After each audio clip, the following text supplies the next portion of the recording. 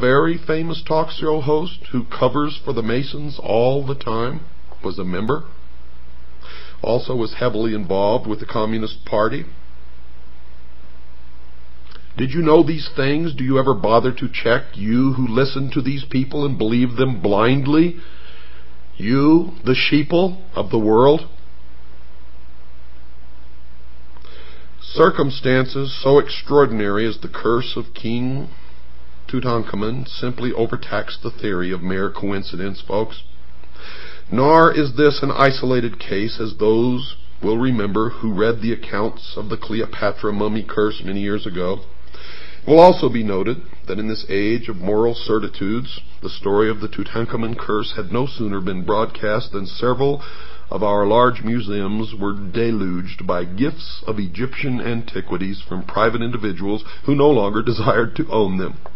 And these persons, most of them well educated as modern education goes, were not superstitious. They were just careful. The following article appeared in an English newspaper in 1923. Quote, "The death of Lord Carnarvon has been followed by a panic among collectors of Egyptian antiquities.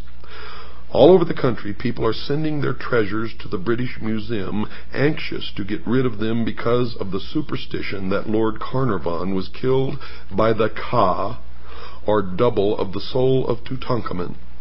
These fears are, it is hardly necessary to state, absolutely groundless." Unquote. It's also hardly necessary, folks, to add that the journalist fails to give his authority for the last sentence. The newspaper article continues. Quote, "An avalanche of parcels containing mummies, shriveled hands and feet, porcelain and wooden statuettes, and other relics from the ancient tombs descended this week on the British Museum. Fear inspires these gifts, brought by every post. The belief that a dead king's curse is potent for evil after thousands of years won thousands of adherents on the day when Lord Carnarvon became ill. Few of the parcels received at the museum bear the sender's name. The owners, in their eagerness to wash their hands of the accursed things, have tried to keep their identity secret. The British Museum is a godsend to the superstitious.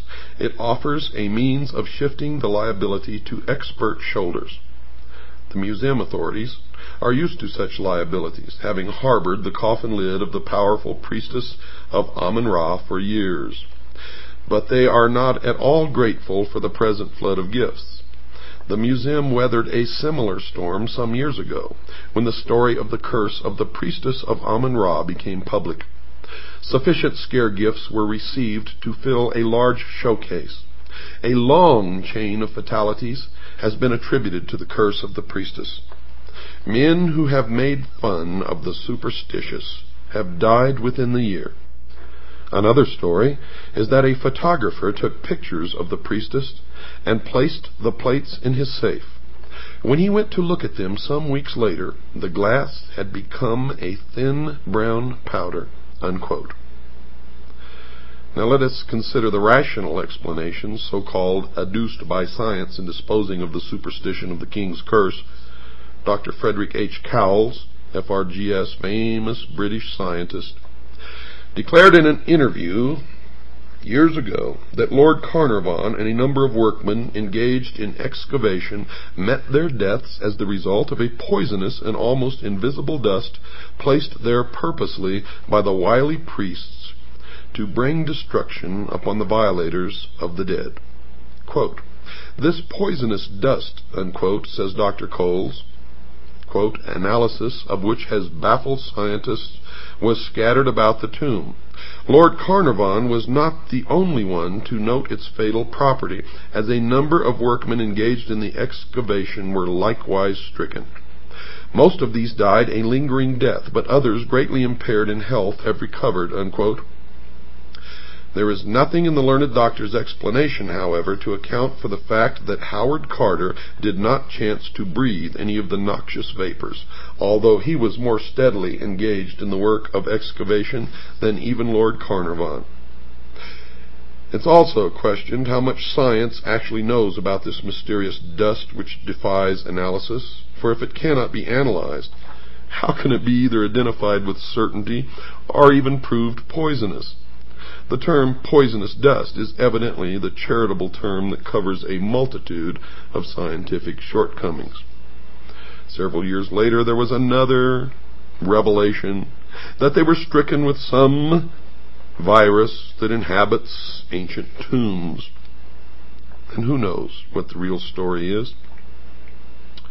Though sorcery has been accorded no official recognition by modern science, there is nevertheless a certain quasi-official acceptance of the reality of occult phenomena throughout the civilized world.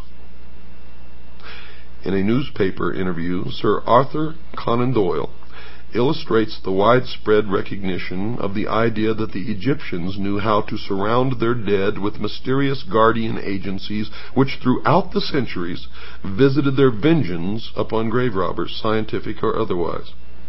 In discussing with the correspondent of the Daily Express the death of a certain Mr. Fletcher, who had felt the wrath of Egypt's dead, Conan Doyle declared that the tragedy was caused by Egyptian elementals guarding a female mummy because another student of Egyptology, a Mr. Robinson, had begun an investigation of the stories of the mummy's malevolence. Quote, "I warned Mr. Robinson," he says, "against concerning himself with the mummy at the British Museum. He persisted, and his death followed." Unquote. You may wonder where all this is going. But it becomes clear when you understand that the Egyptians inherited the religion of Babylon. So are we to presume that this single phase of ceremonial magic constituted the entire repertoire of the Egyptian thaumaturgus? You see, if they could manifest such surprising power, is it not probable that they possessed a knowledge of other natural hidden forces, forces as yet unknown to the modern public world, which is possibly of inestimable value, which may still be contained within what is called the secrets of the ages, which is guarded by the modern mystery school, which is still the ancient mystery school brought forward through the ages? We are assured in the authorized version, and note I say authorized version of Holy Writ, that the magicians of Egypt changed their staves or rods into serpents in the presence of Pharaoh. The modern scientist does not live who can duplicate that phenomena, yet if he happens to be a good Christian, he is in somewhat of a dilemma. We can pass over all the desperate efforts to disprove the magical powers of the Egyptians as arising not from a mature knowledge, but from a desperate prejudice. You see, magic is too ancient and too universal to be explained away by mirrors, wires, and hinges. In Egypt, we are dealing unquestionably with true manifestations of occult power. The learned author of Art Magic presents what may be accepted as a reasonable, accurate estimation of the priest-magicians of the old Egyptian mysteries. Quote, "They were highly educated, scientific men. They understood the nature of the lodestone, the virtues of mineral and animal magnetism, which together with the force of psychological impression constituted a large portion of their theurgic practices. They perfectly understood the art of reading the innermost secrets of the soul, of impressing the susceptible imagination by enchantment and fascination, of sending their own spirits forth from the body, which many modern metaphysical teachers claim that they can do, as clairvoyants under the action of powerful will. In fact, they were masters of the art now known as mesmerism, clairvoyance, electrobiology, etc. They also realized the virtues of magnets, gums, herbs, drugs, and fumigations, and employed music to admirable effect. And no one since has been able to perfect or even come close to their art of embalming the dead." The highly gifted Egyptologist Lenormant acknowledges Egyptian magic as an essential part of their religious philosophy. James Bonwick, FRGS